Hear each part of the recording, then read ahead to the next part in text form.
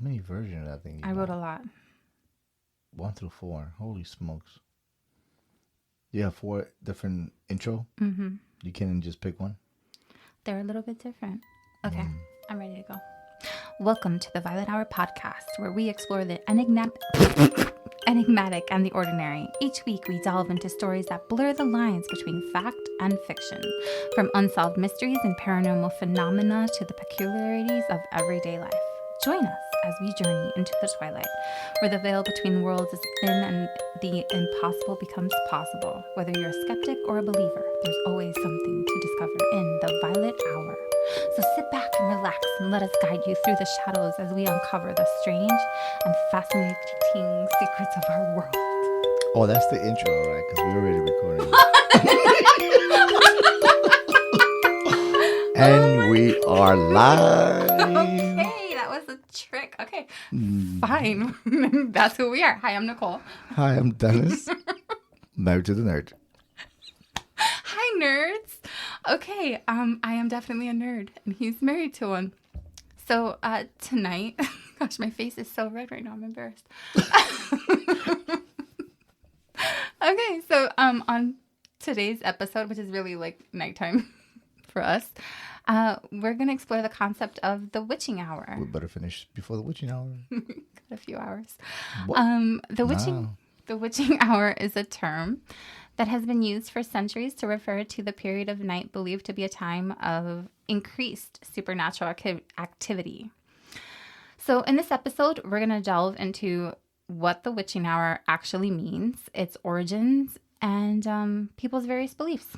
You with me, babe? You awake? He is awake, guys.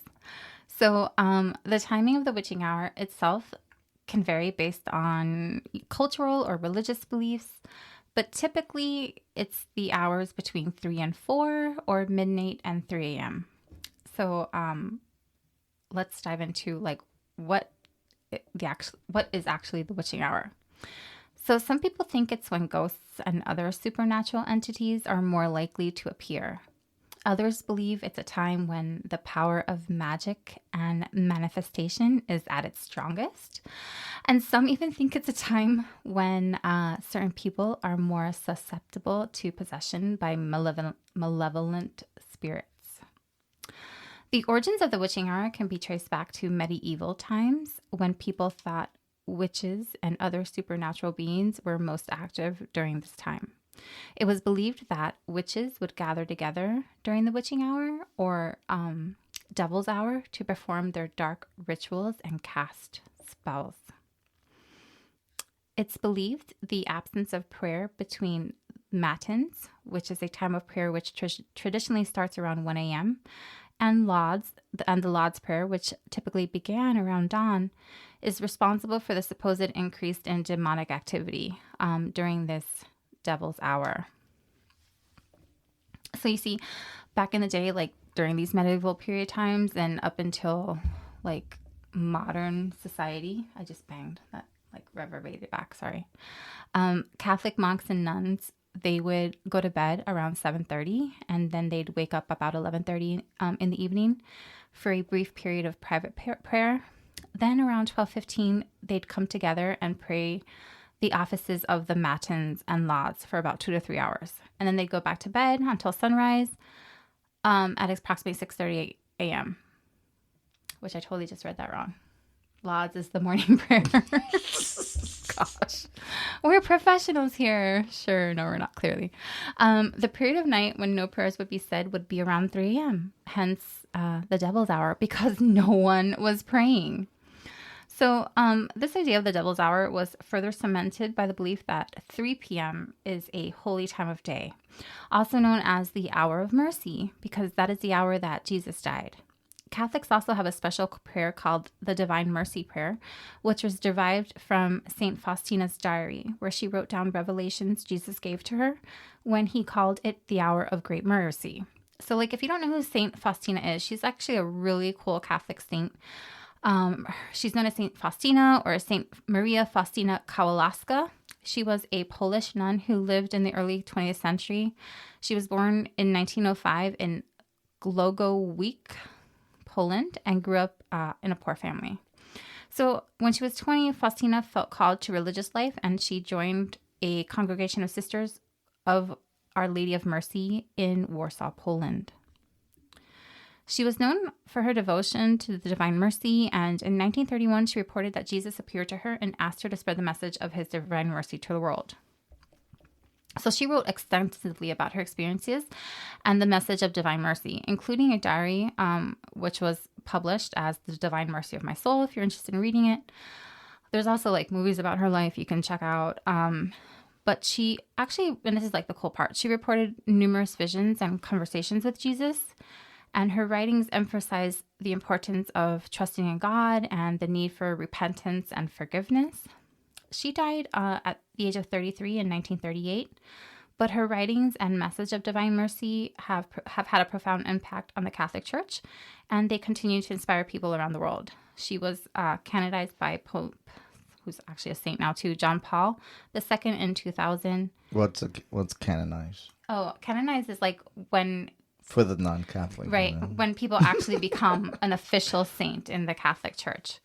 And so, like, if you probably don't realize it, but you know that painting that's like of Jesus, and he has like those beams of light shining out from him. They're like red and blue and white. Oh. And he has like a heart.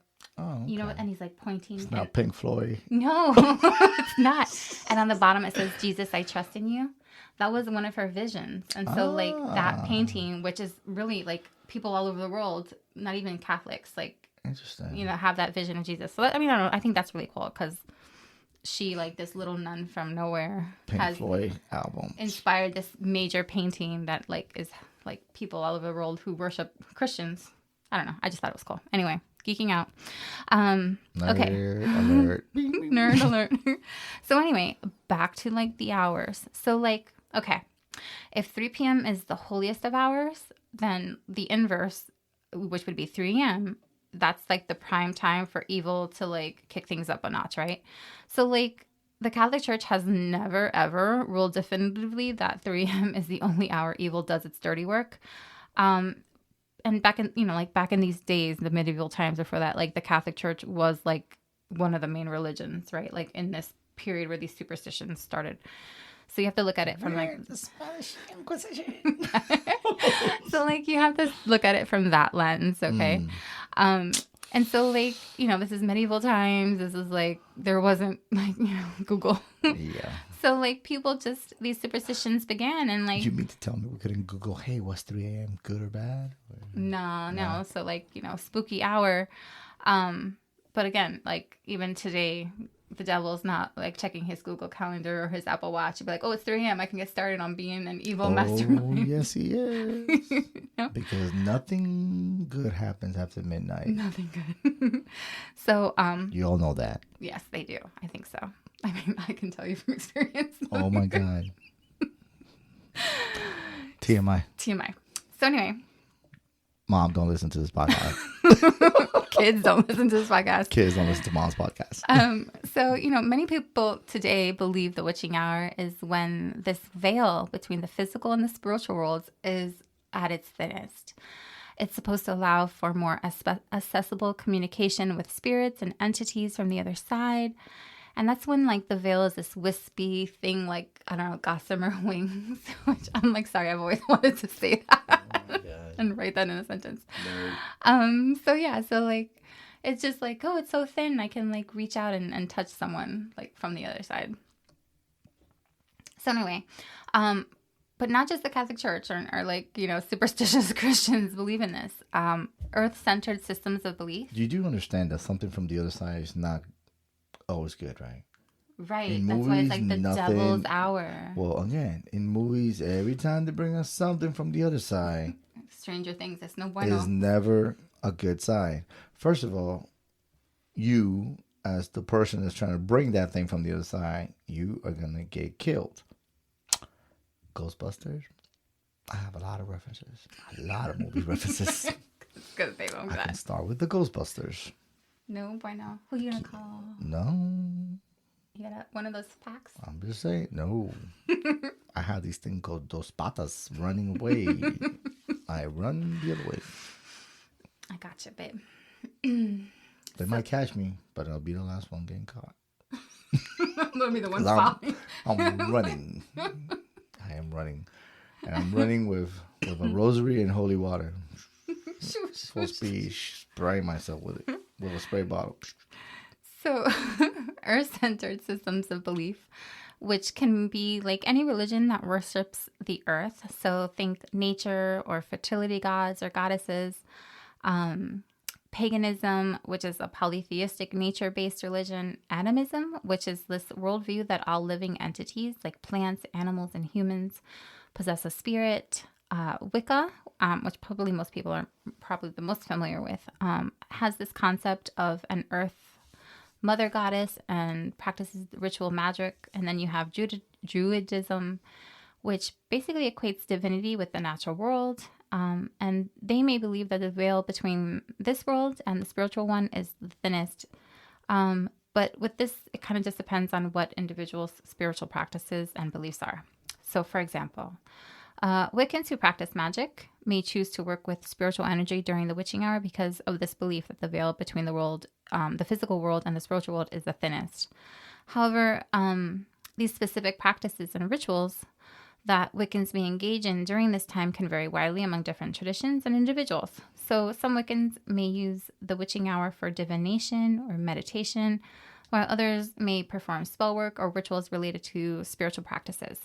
For example, a Wiccan who practices solitary magic may choose to cast a spell for protection during the witching hour, which I think is what you would choose to do, babe. What? Like a skill of protection. I put a spell on you. Now you're mine.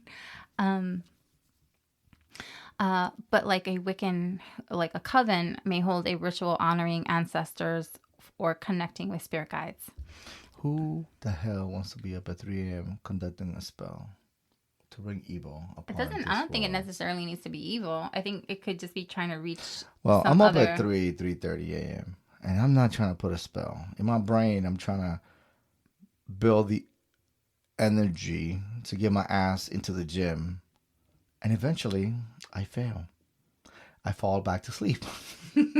I fall back into a meditative state of. I continue my meditative state Until 5 a.m. until 5 a.m. When you're ready to like wake up. When I'm ready to wake up. Then I'm like, okay, cool, I'm up. You're good. That's right. But then you wake me up at 3 a.m. and I'm up. That's not true. That is not true. Yes. No, it's not, because I mean, I that was don't the get out of case. bed. If that was the case, then you'll be awake. Then I'll be like, okay, cool, she's awake. Let's go to the gym and let's work out. Oh, is that what you would do? Okay, I'm dead, guys. I am sleeping at 3. I'm assuming you pretend to be awake, allegedly. No. Pretend to be asleep. Now, you do suffer from insomnia, which is the most annoying thing there is, because this is self-diagnosed, by the way. It's totally. I have insomnia since I was a kid. But it's weird because she doesn't learn. She'll fight her sleep. Like, I've caught her like sitting there. She'll have her tablet in front of her and she'll be like, I'm not sleeping.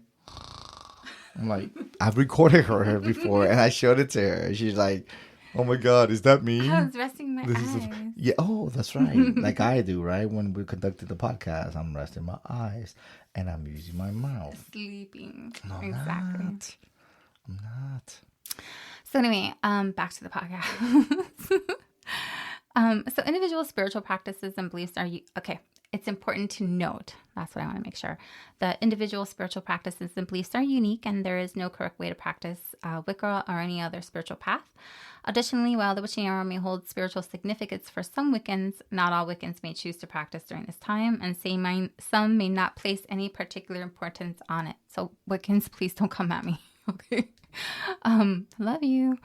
Our interest at 3 a.m. and its associations with the supernatural and spiritual realm likely stem from our inherent fascination with the unknown and the mysterious. Totally, that's exactly why we created this podcast.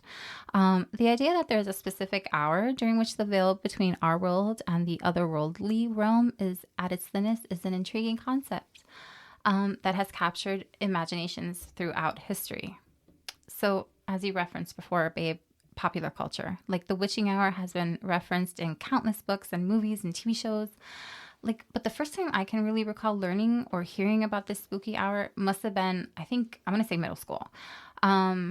Maybe 9th grade. I don't know. So we were reading Ray Bradbury's Something Wicked This Way Comes. And I'm pretty sure I read that on when I was like in 7th grade. But then I think maybe I had to reread it by the time I was in 9th grade, because I specifically remember this big TV rolling out and like us watching it, and like this movie is like spooky. So yeah. I specifically remember my mother saying, "Be at home before dark," not Exactly. the witching hour. So yeah, but like before the street lights came on. Yeah, it's cool. So like I don't know. I just remember that. That's another podcast, by the way. Oh, okay. It's your podcast. So anyway, if you haven't heard about Something Wicked This Way Comes, I got to tell you about it. So it's a story about these 2 young boys, Jim Nightshade, and I mean, what a perfect name, right? And Will Holloway. So they're like in this small town in like, I don't know, I think Illinois somewhere. And this mysterious carnival comes to town. But before it does, there's like this dude, he's selling like lightning rods, like those things that back in the day people would put on their house. I don't know why, but they did it. And he was like, It's called a grounding rod. okay, there you go, Home Depot. Thank you for the information. And then, So your house wasn't burning down. okay, So yeah, I don't know. You Like, will ground. You Nerd. know, it's a grounding rod. Yeah, it's a nerd. So like the spooky time, and this is like the thing that I remember the most, is like, so like Will's dad, he was like this really old dude, and he was like, you know, like, I'm gonna die and I should be able to play baseball with my kids and stuff, and like he was always in the library, which really appealed to me. But anyway, at one point he has like this conversation, and he's like, yo, middle of the night, no bueno, like this is when, you know, spooky things happen. And then like in the novel, all the bad things happen. Like the carnival takes advantage of, like, they use these like supernatural powers to lure the unsuspecting townspeople into like this really twisted and dangerous version of like their deepest desires, right? So it's like almost like in Harry Potter when he has that mirror, and it's like the mirror, what is it? Like he desired, like whatever you desired in your heart, you would see. Well, like this carnival would do that, and they would like make it happen. And it was so crazy. Killer Clown from Outer Space is better than that movie, though. So yeah, and so like, you know, but other stories in which the 3 a.m. hour is mentioned, like just to name a few others, The Haunting on Hill House by Shirley Jackson. Nope, I'm watching that. That novel is terrifying. It features a haunted house where strange things happen during like the middle of the night, the witching hour, and like you can catch the series on Netflix, and that's like crazy. Or is it a movie? I don't remember. And then yeah, like in Harry Potter too, all the ghosts and like things, they would get like really spookier, like in the middle of the night. And then of course, one of my favorite authors of all time has this incredible book called The Witching Hour. So anyways, like in Ireland, for example, they believe in like banshees, and they thought if you heard a banshee's cry during the witching hour, someone in your family would die soon, which is like terrifying. And then folklore and early eerie accounts of like the Devil's Hour, witching hour, are prevalent in Anglo-American, Native American, and Hispanic traditions. So for Hispanic traditions, I can only think of like Lo Dia de los Muertos, when like that It's not veil. the witching hour, though. It's not, but it's But like you're right. where like it's like the veil is yes, thin. it's Like the thinnest when it's not like just bad. It's like just correct. right. It's more of a But your like ancestors. You connect. Exactly. You have connection with your ancestors that have passed, and you open up to them. right. So like when I was doing this research, I came across like this scary story, and it's kind of like, as far as I can tell, an urban legend, and it deals with like this middle of the night like witching hour thing, and y'all, it's freaky. So it's called La Mala Hora, and it's said to be this wicked spirit or like an evil demon that wanders the lonely country roads after midnight. So For me to go to bed. exactly, nothing good happens after midnight. So Okay. what she does, because of course it's a female, you know, she terrorizes. She's wicked, man. She terrorizes those who travel alone. Like you have to be alone, which is even scarier, right? And So again, traveling pairs. travel in pairs. Don't go any, like, what is it, like the buddy rule? So Yeah, always have a partner. always have a partner. Oh, I got you, babe. I got you, babe. Not at 3 a.m. We're not. Not Mala Hora. No, man. We're not. She usually lurks in the darkness at crossroads, which again, hello, demonic. And she's waiting for like an unwary traveler to cross its path. And according to some, she or it is even more feared than the devil, which I don't get, but okay. And so like it first appears as like a dark shadow, which of course like it's dark, hello. And then constantly it moves and it changes shape. And then it can change in size too. Shifts. It shifts, right? So it's like this like moving glob, like this shadowy thing, right? Kind of like, again, going back to Harry Potter, it reminds me of like those like the demon, what are they called? I don't know. The things that suck your soul. Yeah. Oh my God, I can't remember what they're called. I'm having like but anyway, you guys know. You guys know what I'm talking about. So then, I don't watch. I haven't seen Harry Potter, so I can't tell. Don't even get me started. I can tell you about. You haven't read the books either. Like I said earlier, that new Stephen King Boogeyman. That's what that thing reminds me of, and I'm tell you. It's scary. Oh my God, I got goosebumps right now. Now you said that whole shadow thing. It's like it's almost midnight. Oh so like after that, you better hurry up. People who have claimed to have seen La Mala Hora say it looks like a ghostly black shroud. So then anyone who is unfortunate enough to set eyes on this demon runs the risk of being driven insane. And then because first it tries to hypnotize you and paralyze anyone who encounters it at night. So like if you're walking, you'll be like stuck and like you're not being able to move. But then like suddenly it'll rush toward you and it'll try to like suffocate you, which is kind of like, again, that Harry Potter thing. It kind of reminds me of Elon Musk. Get this self-driving vehicle going so I can close my eyes and drive with my eyes closed. Sleep through the Mala Hora. Let's go, Elon. Get on it. Get on it. And now I can close my eyes and say, drive home. Drive home. Alexa, drive me home. No. It's not Alexa. I shouldn't have said that out loud. We're going to set something off. Oh, yeah. And then, so like, but in the morning, and this is like what's so sad. In the morning, you'll find like this poor wretch dead on the side of the road. Like, que triste. So then, oh my gosh, I just lost my place in my notes. Okay. And then, so other times it'll transform. Again, this is where it gets to the wicked woman. And she's this female personification of evil. She can appear wearing black clothing. Her hair is long and unkempt. And she is like a spirit or wind floating along, but she doesn't touch the ground with her feet. And people like this urban legend is basically, from what I can tell, focused in like New Mexico. They say that she seldom appears in human form, but is considered a death omen when she does. So like if you encounter her in her female form at this crossroad, it usually means that you or somebody you know is going to die. So like when people claim to have seen this, when they're pressed for more detailed information about this demon, the people in New Mexico will refuse to talk about it, and they just reply "es cosa mala," which is like it's an evil thing. And then like that's right. Us Hispanic. Like we're not talking about it. We ain't talking about that. I don't know, but some odd reason, I'm not gonna say the race, but you just don't mess with you don't mess with. No, that's all. People are curious, man. You ever heard of some curiosity kill a cat? I have. Yeah. Exactly. So you know what? What's evil? Leave it alone. Don't touch it. Don't look into it. Stay away from like Ouija boards. Don't mess with it. Don't. If somebody said it's true. Okay. Take their word for it. Yeah, just take the word for it. If it's hey, this is La Llorona, it's true. Us Hispanic people, El Cuco, true. La Llorona, true. All future podcast episodes. Dun, dun, dun. I mean, what else? I don't know. Chupacabra. True. I mean, Bloody Mary, the Boogeyman, Freddy Krueger. No. Okay. Hey, so like those are. So okay, like in one story, there was a woman. Her husband was away on business, so she decided to go hang out with her friend in Santa Fe.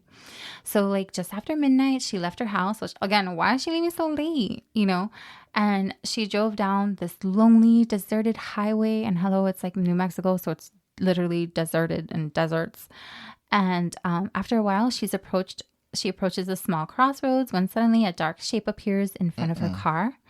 And the woman screams in fright and she slams on the brakes, like slamming and screeching to a halt. Nope. And when she looked up again, the dark shape had disappeared.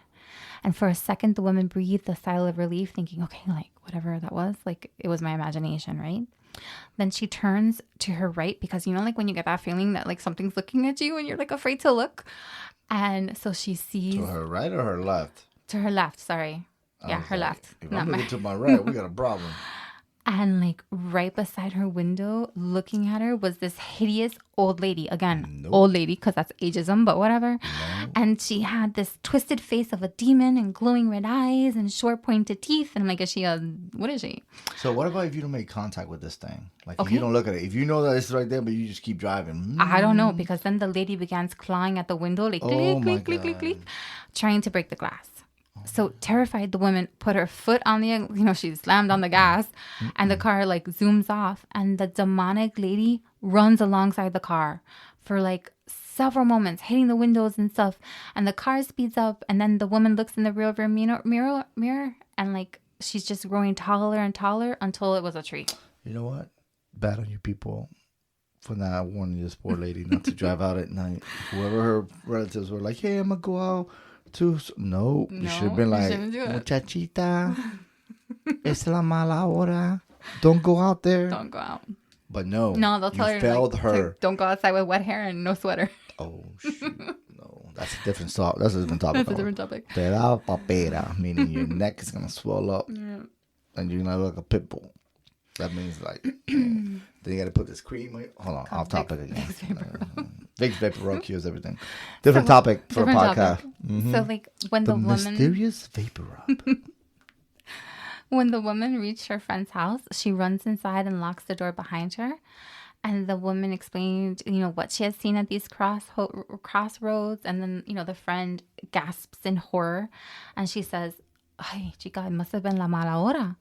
And, the evil one. And they say she only appears at a crossroad when someone is about to die. And so, like, the woman is overcome, of course, with, like, this feeling of dread and impending doom. Obviously, like, when you hear someone say that right to you, she couldn't sleep. I don't think anybody would be able to, personally, but whatever. And so she waits until morning, and then she goes home. And she, like, didn't go by that same road again, because she was afraid, like, the lady was going to appear again. But when she gets to her house, waiting in her driveway is a police car. And so when the officers approached her and they asked her name, they broke this terrible news to her that her husband has been mugged returning to his hotel the night before. And he had been shot in the head and was killed instantly. And it had all just happened right after midnight. You know what? I know this is like an urban legend or whatever, but it's kind of disturbing. Like, to me, when you told me this the first time, I was like, it's kind of weird. And I've been thinking about it. It's just random. Like, very odd that this is like an urban legend like that. I mean, it's so dark. It's so dark. Because when you think about it, it's like this lady shows up home and then which I'm still confused. And like, she went to this lady's house. Right, like had she never but for left what? her house. Like she was lonely. She just wanted to go see her friend. Like she went to go visit somebody so late at night. Instead of her friend telling her, hey, don't leave. Right, and like in one of the stories, because there's like a few iterations on the interwebs. One was like the friend was having like a crisis or she needed her, so she left in a rush. The other one was like, oh, she was lonely. And she just wanted she didn't want to be alone in her house or whatever. But it's such a dark, such a dark urban legend, so sad that makes you wonder, like, wow, like, is it based in some kind of truth, right? Well, everything, every legend is based on some sort of truth, so you never know. I mean, there are some. I believe in both worlds, the living and the dead, and to me there's, if there is good, there is evil. So if you think about it, the creepy part is like just knowing that, first of all, I'm not stopping on them crossroad. I'm like, no. If I'm in the middle of a desert or whatever, I'm driving. It's far enough that you can see that there's no car around, there's nothing around. I am crossing it. I'm taking that stop sign. Taking it, yeah. I mean, I'm not even doing it. I'm doing like a yield stop. Like, burp, burp, I'm going, right? Just pause and go. And then if I see red light blinking behind me, get me pull over, I'll be like, first of all, if that cop is getting out of the car under the Mala Hora, first, there's no cop out at 3 a.m. I'm telling you, because they know this. They know this, man. You can fly down. If your cop is pulling you over at 3 a.m. in the morning, he's the Mala Hora. No, he's not. He's the Mala Hora because he's pulling you over to give you that Poor ticket. cop. I feel bad for the cop having to go up in the middle of the night trying to get people. No cop pulling you over at 3 a.m. Because they know this, man. It's the worst time. It's not a good time. Nothing good happens after that. That was my catchphrase. So yes, moral of the story, folks. Nothing good happens in the middle of the night. Yeah. I don't know. Stay home, binge some Netflix, and chill. Just stay home. Just stay home. And it's modern day. Nowadays you don't have to drive places. Just FaceTime. Somebody you FaceTime somebody. Yo, man, hey, La Mala Hora. It's like, call you like, hey, man, you know this. Especially Hispanic people, like, yo, you know this. You know this. We're not gonna talk right now. I mean, we can FaceTime, but I'm not driving to your house. You can hit me up when the sun is out on this Facebook thing here or whatever kind of social media you got that you can communicate back and forth. And it's fine, but do not get in your car after midnight. No, start a Zoom chat. So, I guess that's all for this episode of The Violet Hour. What would you like to hear next? Email us at theviolethourpodcast@gmail.com and let us know. You can catch us on Instagram and Facebook at Violet Hour Podcast. Please subscribe or follow if you enjoyed this show and want to hear more. It would be super helpful, so helpful if you left us a positive review, because that just helps us get into more ears. And finally, for exclusive content or to help fund this podcast, please support our Patreon at Violet Hour Podcast. Bye. Ciao, ciao, ciao. Ciao, ciao. Ciao, ciao, ciao.